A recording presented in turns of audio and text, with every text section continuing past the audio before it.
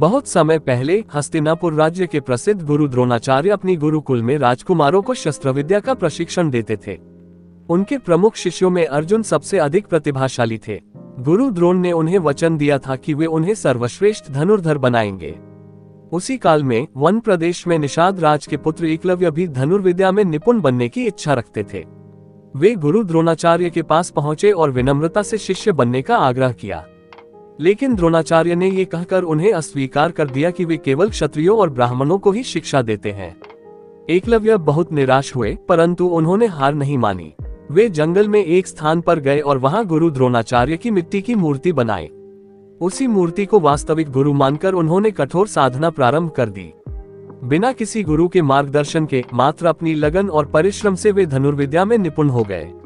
एक दिन गुरु द्रोणाचार्य अपने शिष्यों के साथ वन में शिकार करने गए। तभी उन्होंने देखा कि उनके कुत्ते का मुंह तीरों से भरा हुआ था, लेकिन किसी भी तीर ने उसे घायल नहीं किया था। ये देखकर वे आश्चर्यचकित रह गए। जब खोजबीन की गई तो पता चला कि यह कार्य एकलव्य का था। द्रोणाचार्य ने एकलव्य से पूछा, तुम्हें ये धनुर्विद्या किसने सिखाई?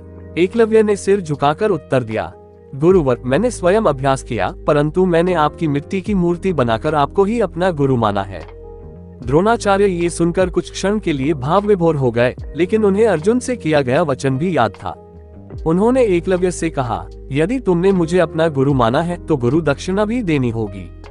एकलव्य ने श्रद्धापूर्वक सिर झुकाकर कहा, गुरुवर, आप जो भी दक्षिणा मांगेंगे मैं उसे सहर्ष प्रदान करूंगा।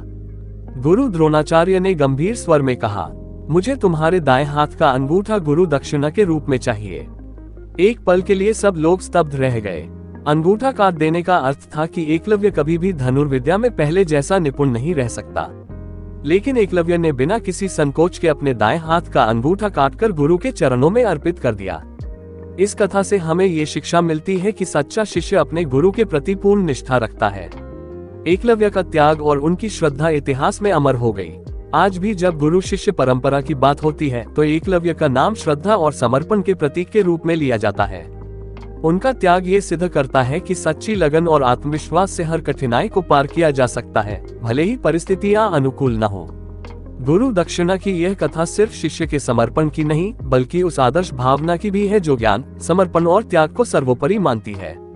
ये हमें सिखाती है कि सच्चा ज्ञान वही है जो अपने गुरु के प्रति श्रद्धा और आदर बनाए रखे। आज भी जब शिक्षक दिवस या गुरु पूर्णिमा का पर्व आता है तो इस महान कथा को स्मरण किया जाता है, जो गुरु शिष्य परंपरा के महत्व को दर्शाती है। आपको ये कहानी अच्छी लगी हो तो लाइक, शेयर और सब्सक्राइब करना ना भूलना।